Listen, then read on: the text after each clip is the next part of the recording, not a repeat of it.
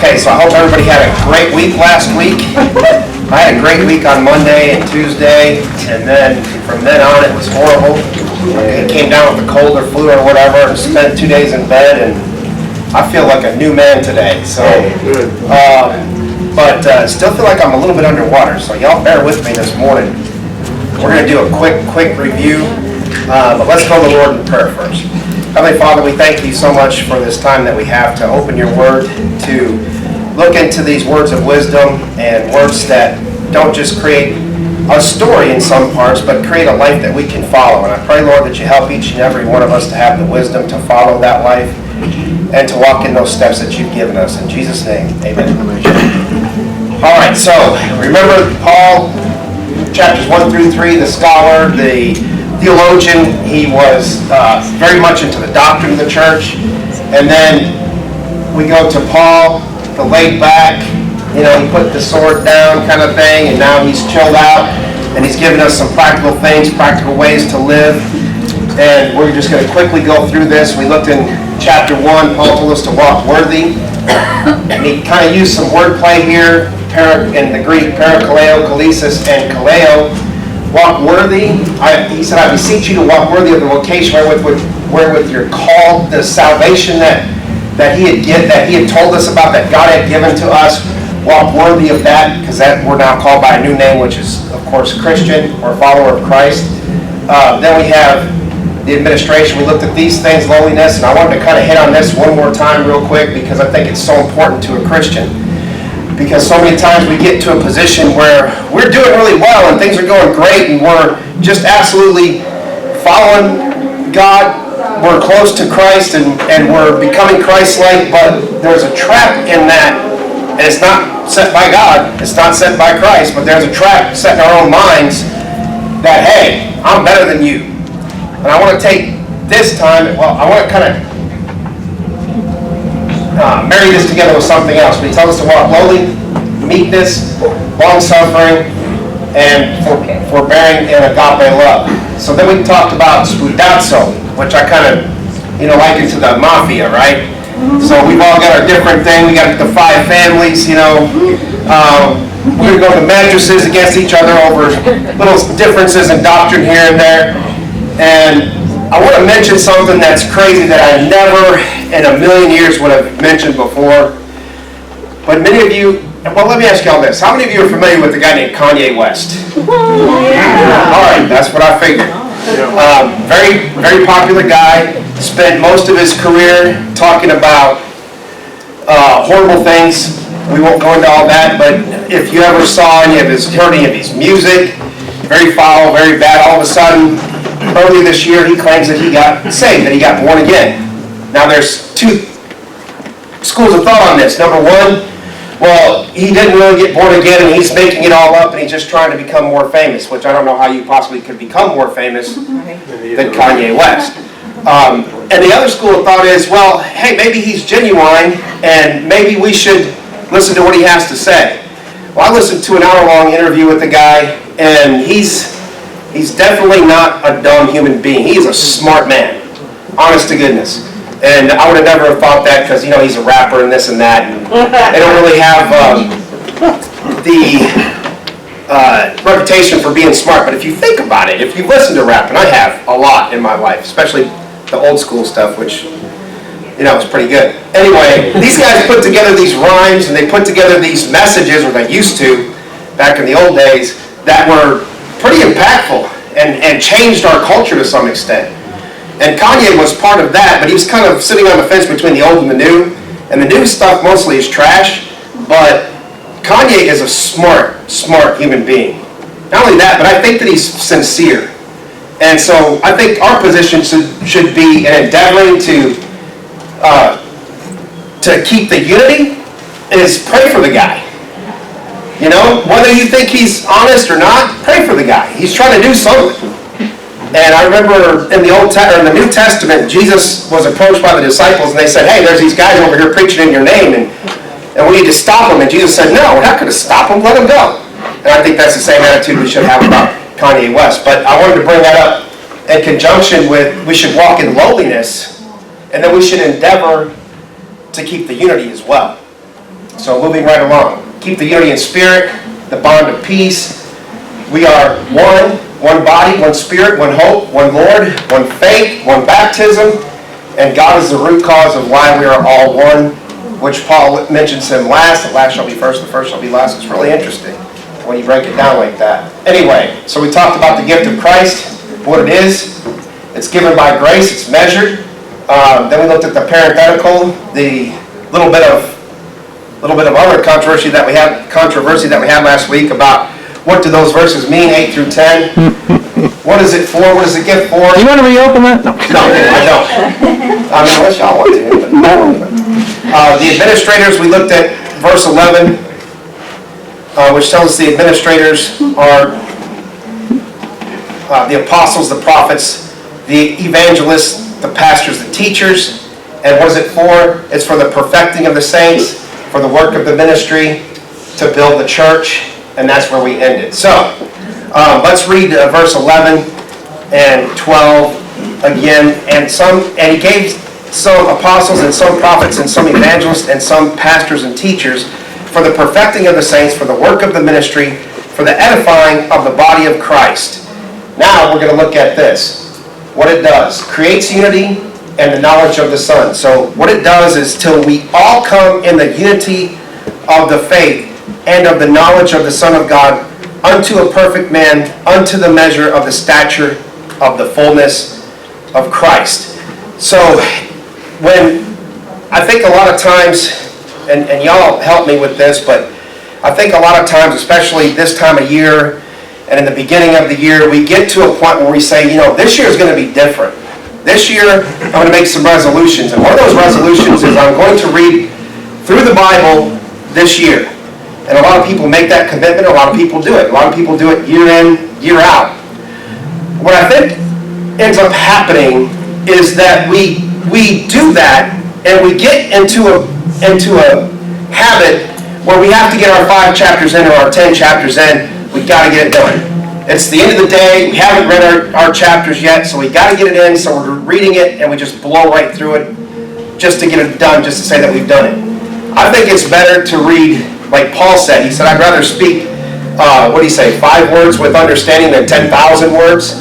I think it'd be better to read and understand one verse than it would be to read an entire book just blowing through the thing. So this right here is an amazing verse. He says that till we all come in the unity of the faith and of the knowledge of the Son of God, unto a perfect man, unto the measure of the stature of the fullness of Christ. Now, what is the measure of the stature of the fullness of Christ? That'd be at the end of the church age.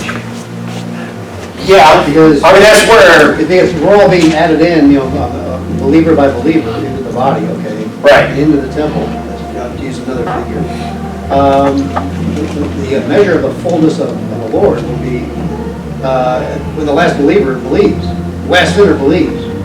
All the sinners that God the Father has given to the Son. Okay? He's not one sinner. So we're all described as being placed in the body as the Holy Spirit wants to. So it's going to be like a finite number. So therefore, that would be the end of it.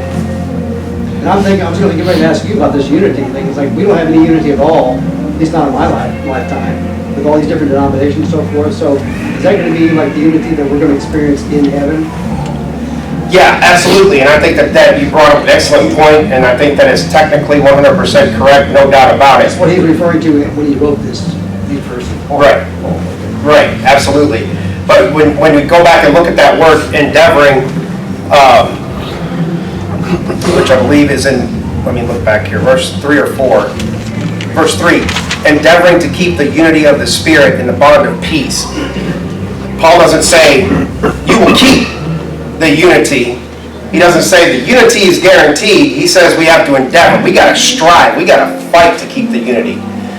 Now, what I've noticed, and I would say probably what you've noticed, and most of us have noticed, is in our lifetimes, we don't see anybody endeavoring to keep the unity. We see people endeavoring to break it up. And we disagree with each other, and we split, and we make a new church or a new denomination. or we listen to some guy or some gal who comes up with a new meaning for a verse that was never there before, and all of a sudden we got a new denomination, we got a new cult following, we've got whatever. And there's no striving to keep people together, there's a lot of striving to pull people apart. I come from a tradition that, well, they would stone me right now. First of all, I have a goatee, which that's not allowed. All you guys with beards, unless you're on a certain end of the spectrum with that, that's not allowed. I'm not up here in a suit and tie, that's not allowed. I'm not in a Baptist church, that's not allowed. You got guitars and drums and rock music going on here in the sanctuary, that's not allowed.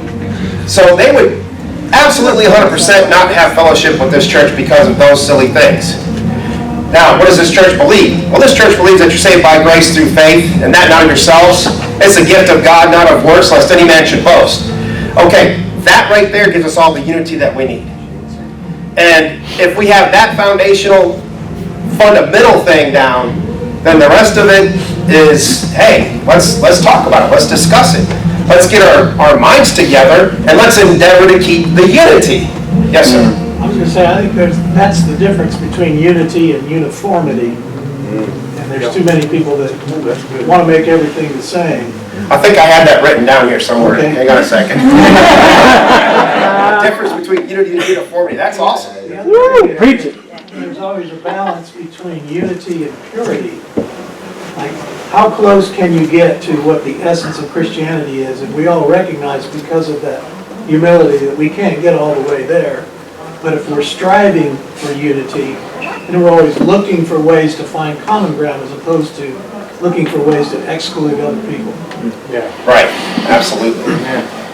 I've always wanted to discuss certain things that we disagree on with other people, but there's a scripture that says, come let us reason together. I'd like to be able to sit down and reason back and forth why you believe that, why I believe this, and come into that kind of unity. I think there's a way to do it. There is, and it goes back to another thing that Paul said when he talked about. Let me go back here and read it. In the bond of peace, number one. So we're endeavoring to keep the unity in the spirit in the bond of peace, and he also writes a lot about love. And 1 Corinthians chapter 13, everybody calls the love chapter. Sure, 100%. Yep, absolutely. But people most often see it in weddings. People look at it as a relationship between a man and a woman, and that's not it. That's not what he's saying. He's talking about agape love. He's talking about that pure love of God that we should be reflecting to others, that we should have one to another. Men to men, women to women, women to men, vice versa, adults to children, children to adults. That's the perfect kind of love. And one of the things that he says, and this is another thing I meant to bring up when I was talking about Kanye, is that one of the things in there, he says, believe all things. And it's not like, believe Buddha and believe, Jehovah Witnesses and believe the Mormons and believe the Muslims. No.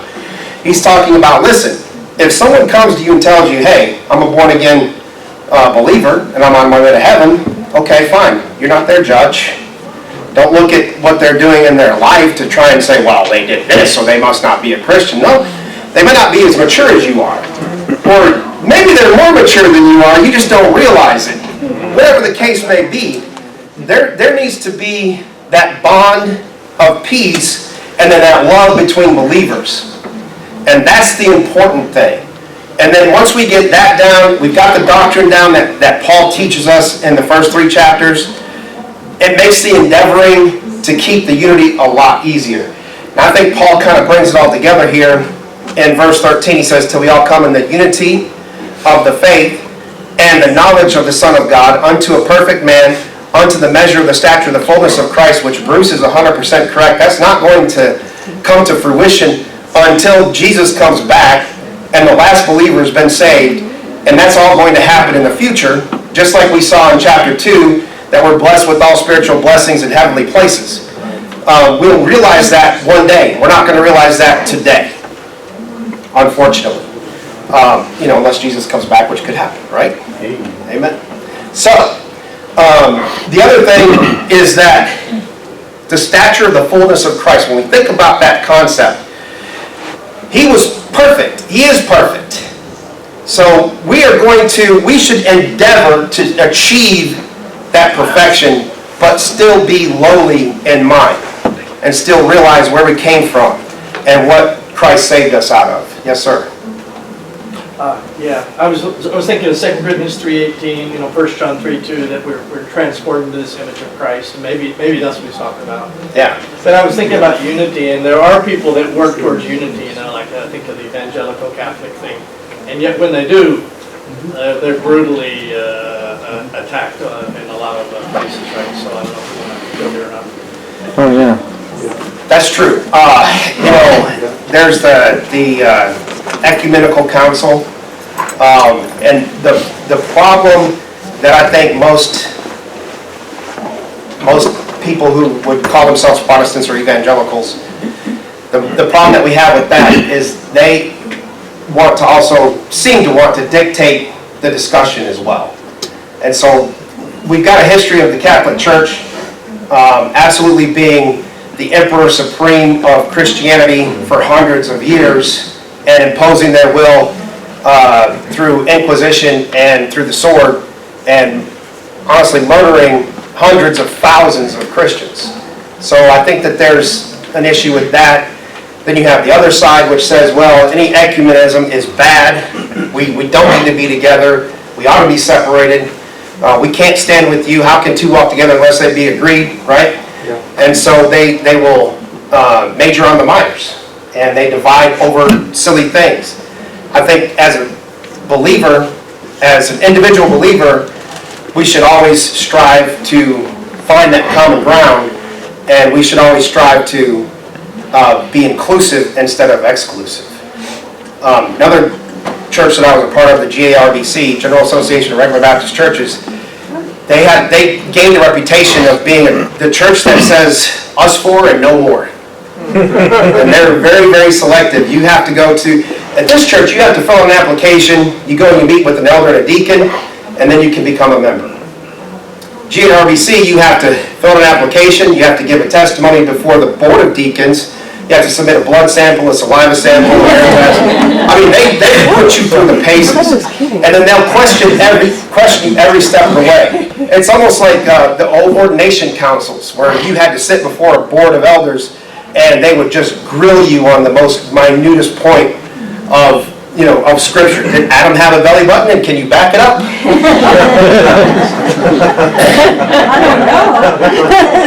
don't know. So it goes too far sometimes, and we forget that the Bible is not written to be taken in separate little chunks. It's written, the whole thing is integrated. It's all, everything depends on everything else. And if we don't see it that way, that's where we start to get into trouble. Okay, now, we actually ended at verse 14 last week. So we're going to look at this again. So we're all being brought to the measure of the fullness of the stature, measure of the stature and fullness of Christ, that we henceforth be no more children tossed to and fro and carried about with every wind of doctrine by the sleight of men and the cunning craftiness whereby they lie in wait to deceive. And I showed you that card trick last week and deceived you because I already knew the answer before I asked the question. You still owe me a quarter. Ray, I wanted to tell you my 9-year-old grandson knows that truth too. So. Awesome. That's awesome. That's great. So the main thing here is I think that we see this happening today more than ever. I say that, but there's a lot of stuff in the past that you could point to as well. But there's the personalities, and television and the internet have caused this to explode. And so you have these guys and these girls that are getting up in front of people that are these super personalities that just draw people in, and they seem like just, man, that's a good person, and I want to be like them when I grow up, and man, if I could just have what they had, I would be all right. But the fact of the matter is that they're the ravening wolves that Paul talks about in the book of 1 Timothy. They're the false prophets and false teachers that we're getting sucked in by because we haven't come to that point where we're mature. And the problem is that the apostles, the prophets, the evangelists, the pastors, and teachers, we either haven't been paying attention to what they've been telling us, or they haven't been telling us the right stuff because of any number of reasons. Because they're afraid to lose members in their church, because they're afraid to lose, even worse than losing members is losing offering, right? They're afraid of something or another. They're afraid to stand on the truth and stand on the principles of God. If you're standing on the truth and you're standing on the principles of God, and everybody leaves and it's only you and 5 people, well, hey, look, work with those 5 people. Rebuild. Start again. Keep moving forward. Let's move on. Okay, so verse 15. But speaking the truth in love may grow into him in all things, which is the head, even Christ. So Christ creates unity, gives us the knowledge of God, he conforms us to his image, battens down the hatches, and then builds the body from the head down.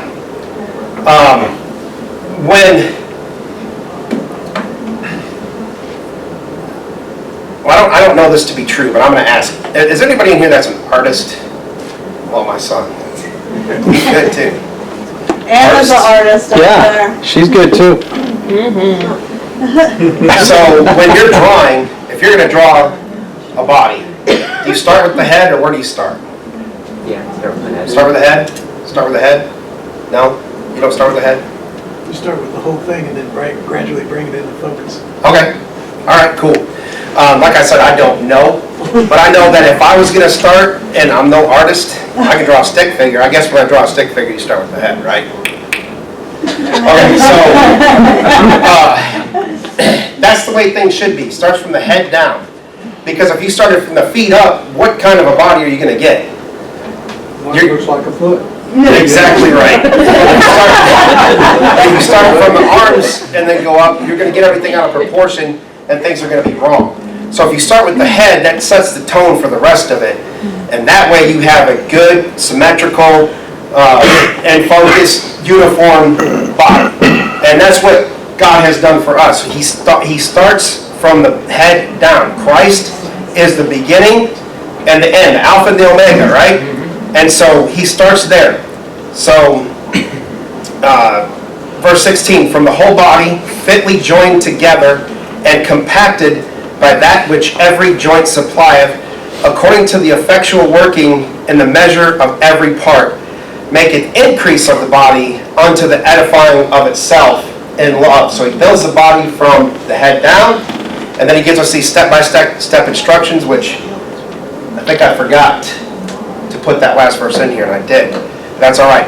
But the interesting thing about this is it says, from the whole body, not just the head, but from the whole body, fitly joined together and compacted that which every joint supplies. So there's something that each one of us adds to the body. It's not whole unless we're all a part of it and supplying something to it, which is what the apostles, prophets, evangelists, pastors, teachers are doing, is equipping us to supply that work of the ministry to build the church. And it's a beautiful picture. It's a wonderful thing. And it's God made it, so it's pretty cool, right? All right, so we're going to look at these step-by-step instructions. I'm not going to read verse 17 through 32 right now, but we'll take them one at a time. This I say therefore, verse 17, and testify in the Lord that ye henceforth walk not as other Gentiles walk in the vanity of their mind. Now you know Paul means business when he says, I'm telling you this, and I'm testifying in the Lord. Don't walk like other Gentiles. Now it's interesting that he used that language, because earlier Paul said that the middle wall of partition is torn down, and he says that there's no more Jew and Gentile. There's the church, there's the lost, and that's it. So he says, don't be like the Gentiles, don't be like the lost. Don't walk like they walk. Don't walk in the vanity of your mind. Don't be like the other Gentiles. The vanity of your mind is devoid of truth and appropriateness. We think of vanity as being vacuous, void. There's nothing there. You look at some of these celebrities in Hollywood, and then you think, wow, they're really talented. They got their act together. They're on the ball. Then they open their mouth and ruin that idea. You thought wise. That's vanity, exactly. That's vanity. devoid of truth and appropriateness. Then there's no understanding. In verse 18 it says, having their understanding darkened. Now you remember in chapter 1, Paul prayed that our understanding be opened. These people have their understanding darkened. They don't understand. Having their understanding darkened, being alienated from the life of God, aliens from God. Paul covered that also in chapter 3. Being alienated from the life of God. They're in the agony of ignorance, through the ignorance that is in them because of the blindness of their heart. Now this word ignorance is the word agnoia, which is where we get the word agony from in English. If you're ignorant, in the old days, people were hunters, right? Our ancestors, not more than 100 years ago, people were hunting and trapping. Now, if you were ignorant of where those traps were and you stepped in one, you sure would be in agony, wouldn't you? That thing would close on your foot and you'd just be in a world of hurt. So this is the idea that agony causes, or that ignorance causes agony. Those words are kind of joined together. And then the blindness of their heart. This is a really interesting thought that Paul puts in here. The word blindness is the word porosis, which is a covering with a callus. It's blunted, a calloused heart. So what happens is, and I'm sure that you have this experience, if you've been saved for a long time and you've been accustomed to sharing your faith and you run across people who have a calloused heart. They don't want to hear about God. They don't want to talk about God. When they sneeze, they don't want you to say God bless you. They don't want you to say Gesundheit, because that means God bless you in German. And there are people like that. We have an uncle that's like that. He just absolutely, I remember one time I was hanging out with my cousins. We were down in their basement up in Michigan, and they had a Bible down in the basement. Now they had never opened it, and they never really looked into it. They just had, I don't even know why they had the thing. So I opened it, started sharing the gospel with them. My uncle comes downstairs because he heard it from upstairs, grabs me by my shirt, lifts me up, takes the Bible out of my hand, and says, "Don't you ever talk to my kids about that again." I was about 8 years old, 9 years old. Yeah. And he's still that way to this day. Now, he's chilled out a little bit, but he's still that way. So, there are people like that. They have a calloused heart. And it happens for any number of reasons, and we've all heard the stories. You know, they got beat up at church, or they were somehow mistreated or abused by someone from the church, or whatever the case may be, and they turn their mind and their heart off to God. So a calloused heart. This is how the Gentiles, the lost are. They have the vanity of their mind, no understanding, alienated from the life of God, the agony of ignorance, and a calloused heart. Paul goes on. Verse 18. Keep in mind there, those examples you gave, that was people who claimed to be Christians mistreating people that caused that. So we should all keep that in mind. It could be, and it could be that they were Christians, but they have forgotten, they have forgotten to walk in lowliness of their mind. And the one thing that we have to stay away from, that we got to be real careful about, is judging another person's salvation. Jesus is the only judge, but we are told that salvation produces fruit. But you might not always see that fruit. You should, but Jesus said that we'll know each other by our love for one another. So it's a dicey, slick, slippery slope filled with ice and sharp rocks. So what can we do to avoid this hardening of the heart? Because the heart seems to be so essential, right? I think so. As a Christian, what we do is we stay close to God. I mean, that's obvious. I always have said that it's simple, but it's not easy. You know, God lays it out for us. It's simple in the Bible, but it's not always easy because we get distracted by all kinds of things. I gotta pay my rent this month, or my mortgage payment, the electric bill. It's not going to be so bad, but that gas bill might be higher. You know, I got the car payment due, the insurance, my registration's come up, I got to renew my license, I got to pay my taxes. So you get distracted by those things, those worldly things that pull us away from God. We get distracted by relationships. You know, my relationship with my wife or my husband is, oh man, it's tough right now. It was so easy in the beginning, but right now it's just gotten real tough. Or with your kids, man, I thought I had good kids, but guess what? I found a lighter in my son's pocket and a, dime bag of weed. What am I going to do? I didn't, by the way. Y'all are good. Let you empty your pockets.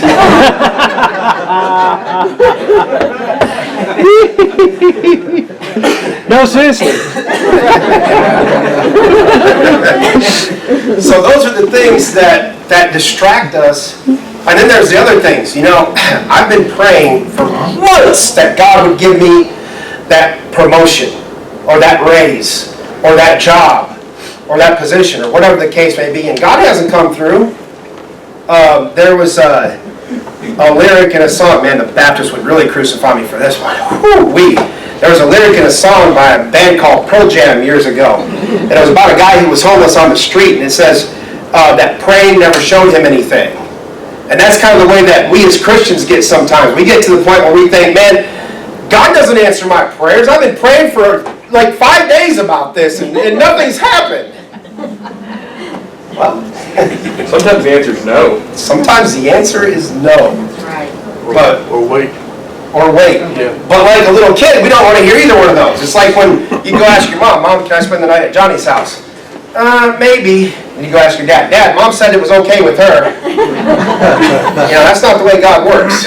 He sees both sides of that coin. You're not going to play two sides against the middle with him. And so, sometimes the answer is no, sometimes the answer is wait.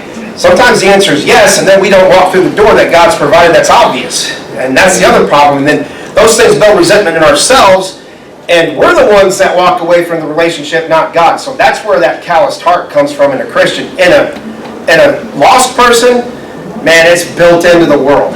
It is absolutely built into the world. And the older that we all get, the longer we continue in this decade, the worse it's getting, and you can see it happening. 25 years ago, 85, 90% of the people in this country identified as Christians. Today, it's like 75%. And 25, 30 years ago, it was 4% identified as atheists, and now it's like 15%.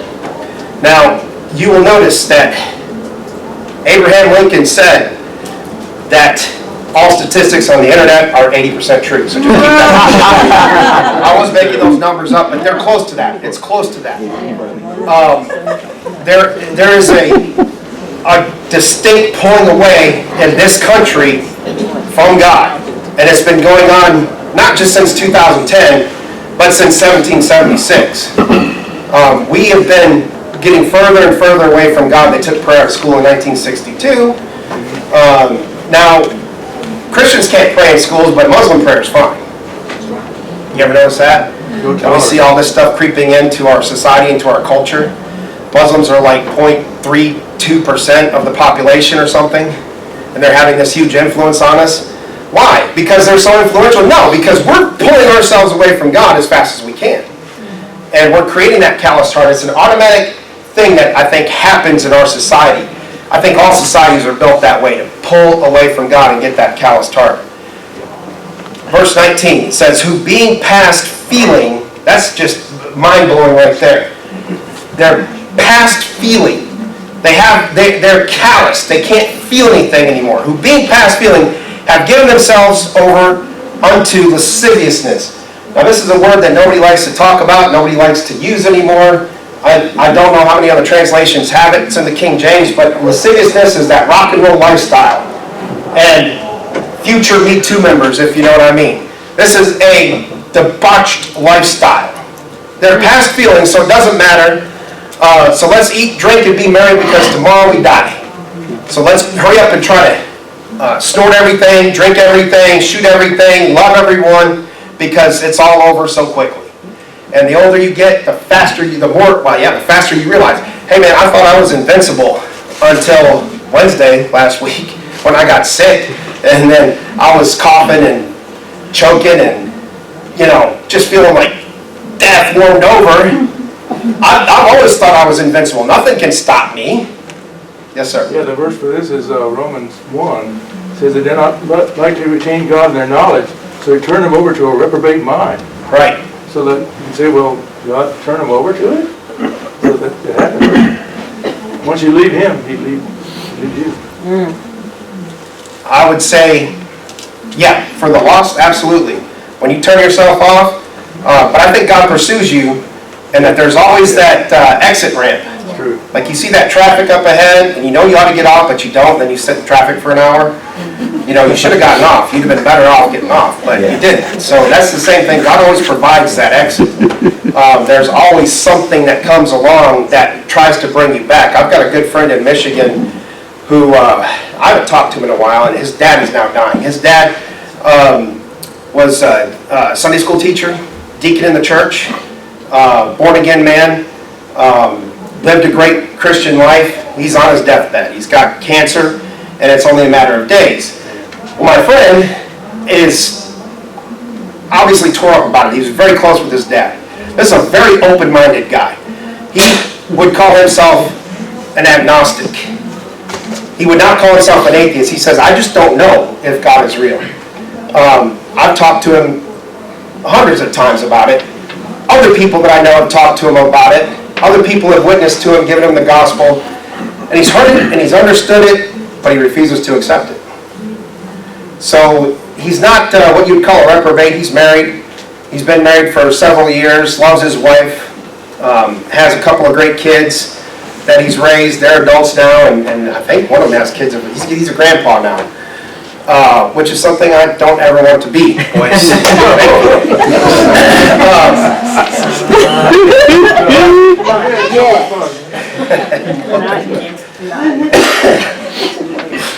But the thing is that he's had exit ramp after exit ramp after exit ramp. He just hasn't taken one yet. And so what I do is continue to pray for him and continue to work with him. So, who being past feeling have given themselves over to lasciviousness, this is the results of being vain in your mind, not understanding, alienated from God, the agony of ignorance, a calloused heart. The results: lasciviousness, to work all uncleanness, with greediness. Greedy to be unclean. This is talking about general bad behavior also. So this is sexual bad behavior right here. This is general bad behavior right here. And you're greedy to do it. You can't get enough. Again, that rock and roll lifestyle, sex, drugs, rock and roll. You can't get enough. And a lot of people say that what's going on is that you're trying to fill a void in your life that you can't fill with anything but God. You've heard that before. You've got a God-shaped hole in your heart and only God can fill it. But we try to fill it with all this other stuff. I think that there's some validity to that. I think that that's not necessarily a wrong thing to say. There's a God-shaped hole in your heart, and we try to fill it with everything else but God. This whole passage makes me think of like Ecclesiastes, you know, when Solomon kind of gets to the end there, it's this, like it's all vanity, it's all, like all of it, it's just, it goes back to that futility of mind. And then he gets saying like, fear God, that's all there is. Right. Done this, tried that, done it all. Absolutely, and he gives chapter and verse on it too. He gives details about it. And he did everything and nothing worked. And it's only God. Okay, so verse 20, but... I think one thing I would just say that I thought was interesting, at the end of verse 19, depending on which one you have, it says, practice of every kind of impurity, and then it says that with greediness. I think it's just the exact opposite of what the gospel is, and that is the sharing and community with one another, reaching out to one another. The greediness is you pulling in everything you can to yourself. I mean, it's a very centralized lifestyle, whereas the gospel is exactly the opposite of that. Through our thankfulness, we're out there trying to, I mean, like you, talking to your friend who hundreds of times trying to pour the gospel into him. That greed root, I think, really characterizes the difference in lifestyle. Right, exactly. You know, that Me Too generation, and basically what he's talking about, is so selfish. We're in a selfish society, it's all about it. Yep. So, Yeah, and if you were selfish in a pure way, you would be greedy for the things of God. and you'd be wanting to learn as much as you could, as much as you could possibly take in, and then not only take it in, but give it back out. The Dead Sea in Israel is the Dead Sea because there's no outlet to it. It's taking in all the time, but there's nothing coming out of it. So it pulls in all those minerals, all that salt, and it's, if anybody ever starts to mine it, I think they are, it's worth billions multiplied by exponential number, whatever, of dollars. But they'll never get it out unless there's an outlet, unless there's some way for that stuff to come out of there. And that's not the type of Christian we should be, that we're always taking in. We should give out too. So yeah, that's a great point. That greediness is, it's destructive, absolutely destructive. So Paul says, but ye have not so learned Christ. You didn't learn this from Jesus. Exactly what Chandler said. You didn't learn this from Jesus. Here's what we learned from Jesus. And so be that ye have heard him and have been taught by him, as the truth is in Jesus. So the truth is in Jesus. That's pretty straightforward. Then Paul says that ye put off concerning the former conversation the old man, which is corrupt according to the deceitful lust. Now here's the thing. Why would Paul say that you have to put off the old man? You got saved, so there's that automatic change, and you're going to be completely new, right? So why do you have to put off the old man? Isn't that automatic? No, it's not. Oh, don't you wish it was? Yeah. Come on, man. The renewing of your mind. Exactly right. So the old man is corrupt. The old man is deceitful. But it says in the next verse, be renewed in the spirit of your mind. And it says, put on the new man. And that you put on the new man, which after God is created in righteousness and true holiness. Righteousness, true holiness. So we have to put off the old man and put on the new man. That takes effort. Because if you read and understand Romans chapter 7, Paul is telling you some, just down in the dirt truth there. He says, with my carnal mind, I do these things that I don't want to do. I don't want to do these things, but I do them anyway. And then at the end of that chapter, he says, who shall deliver me from the body of this death? And the answer, of course, is Christ.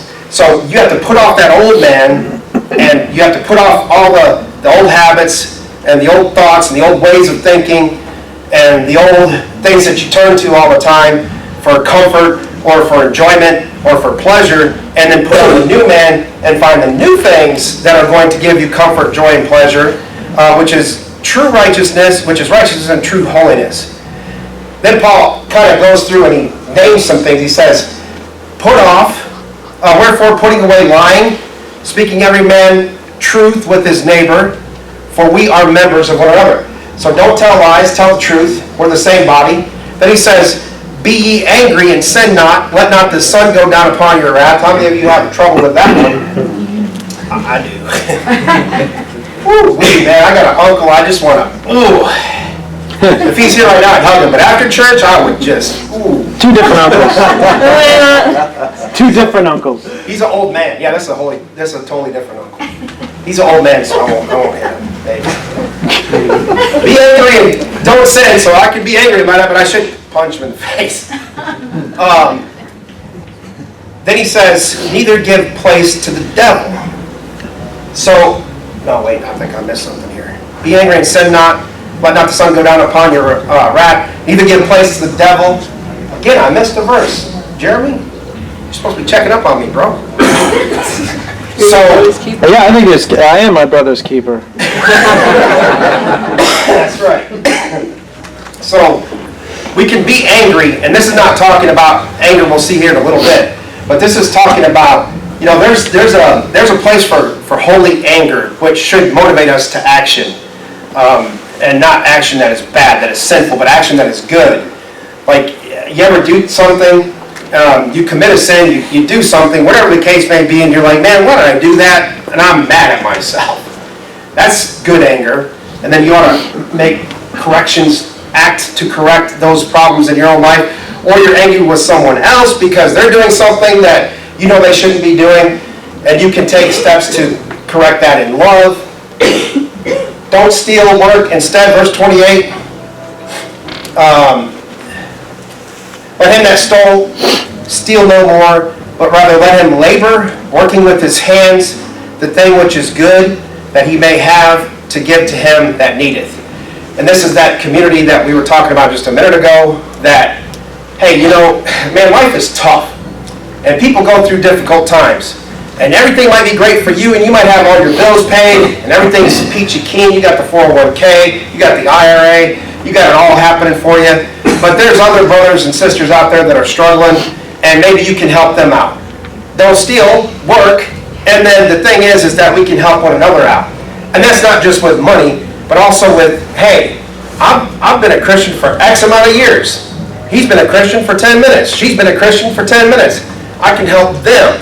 I can give them, because I have a riches of wealth, of knowledge of God, and experience, and maturity, and we should be giving as well. Wait a minute. Oh yeah, ditch the negative, put on the positive. Verse 29. Let no corrupt communication proceed out of your mouth, but that which is good, to the use of edifying, that it may minister grace unto the hearer. So he says this right after don't steal, work. That's that same concept. We have something to give, something to provide, keeping in mind that lowliness, keeping in mind that, hey, you know, I was there too, and I'm not perfect, and I'm not going to be perfect, but I can help. I can help my brother, I can help my sister, and we're in this journey together. We're part of the same body. So ditch the negative, put in the positive. Don't grieve the Holy Spirit. Then we get into these gems of verses. They're all gems. But he says, and grieve not the Holy Spirit of God, whereby ye are sealed unto the day of redemption. Let all bitterness and wrath and anger and clamor and evil speaking be put away from you, with all malice. And be ye kind one to another, tender-hearted, forgiving one another, even as God for Christ's sake hath forgiven you. So he says, let it go with malice in verse 31. He says, get these things out of you. Bitterness, bitter root, bitter fruit. If you have bitterness in you, you're going to produce bitter fruit. That gets a hold of your heart and your soul, and it causes problems. Now, this is not something that I ever struggled with before in my life until I did. You know what I'm saying? And then when I did, it was like you wake up in the morning and you're like, what is wrong with me? Why am I like this? It makes you miserable. That person that you're bitter against, or that circumstance that you're bitter against, they don't care. It doesn't hurt them at all. It hurts you, but it doesn't hurt them. Wrath, this is frothing at the mouth, rabid anger with a dash of sin. This is not talking about the anger that we saw earlier. This is like explosive, angry, ready to pick up a knife and kill someone wrath. Anger is a punishing anger as a lifestyle. This is different from the anger that we saw where it said, be angry and sin not. This is a lifestyle decision where you're just always angry. And we see this all over the place in the news today with politics. If you love yourself, turn off CNN, turn on Fox News, turn it all off. Man, stop listening to that stuff. Stop paying attention every second, breaking news. No, forget that, man. That's ridiculous. That stuff will just drive you nuts and create a lifestyle of anger. And that's what is happening, and that's why you can't sit down and have a discussion with people about religion or politics today, because everybody's angry. I disagree. I did it. Well, think, how does anything that makes you angry, how does that help you spread the gospel? Ooh. I think I had that in my notes too. That's awesome. Yeah, absolutely right. Absolutely right. And then clamor. This is a sneaky one. This is painful crying and complaining. This is that person at church that every time you go up to them, you say, hey brother, hey sister, how you doing? They tell you. And it's never good. They're never doing good. Oh, my sciatica's messing up. I got my bursitis going real bad today. Oh, you know. Turn 60. Huh? Just wait till you turn 60. Right. True. But when we Yeah. I'm bulletproof, so I'm not worried. Not angry at all. This is not just about health concerns, but about, they're going to put me on the street any day now. Oh, my job, they're talking about laying people off. It's that person that never has anything positive to say. It goes back to what Paul was saying before. Don't let that corrupt communication come out of your mouth, but that which is good to the edifying, that it may minister grace unto the hearers. And these are the people that just refuse to do that ever. Now, there's no doubt that you and I have friends that we can go to and unload our problems on, and they can come to us and unload their problems, but it's not every time you talk to them, every time you see them. But there are people that every time you talk to them, every time you see them, it's this painful crying and complaining. And it wears you down. It's really hard to deal with, especially if you're that giving type of person who's willing to listen to anybody. And those people that have this issue right here, seek you people out that have that other willingness to listen. Then you've got evil speaking.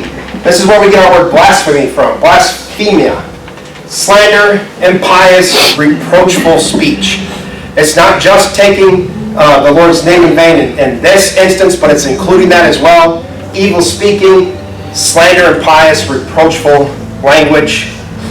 And then he says this, and be ye kind one to another, tender-hearted, which is compassionate, forgiving one another, which is give grace, as you have been given grace. Even as God for Christ's sake hath forgiven you. Amen. This is that verse that your mom made you learn when you quarreled with your brother and sister. Right, Jeremy? We never fought. Yes, it was. Right, boys? So this is an important verse. It's not just for little kids who misbehave and fight with each other. It's for us adults too who forget to be kind. And the thing is that the Christian life is not a stagnant life. It's not about getting to a certain level and then maintaining. It's about constantly growing and maturing. And if any of you have this completely 100% correct, with all the love in my heart, you're a liar. Because we don't, and it's always something that we're constantly working on. And the cool thing is that this is written down for us so that we don't have to keep it all in our minds, even though we should endeavor to do so. It's written down for us so that we can go back to it and read it over and over again and digest it, instead of just trying to pound through it so that we get through the Bible in a year. Any questions, comments? Very good. Going once, going twice? Let's have a word of prayer together.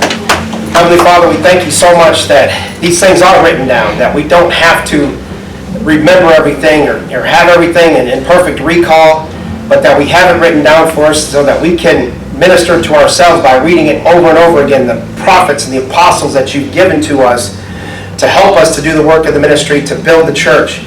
Lord, I pray that if any of us are struggling with any of these ways of the Gentiles, ways of the lost, that you would help us, because I know that at some point in our lives we either have or will struggle with these things, and then we might struggle with them again. But Lord, I pray that you would bring us into the stature, the fullness of Christ. Help us to have that as our set goal, and help us to strive for it every day. We love you, Lord, and we thank you for this time that we've had together. In Jesus' name, amen.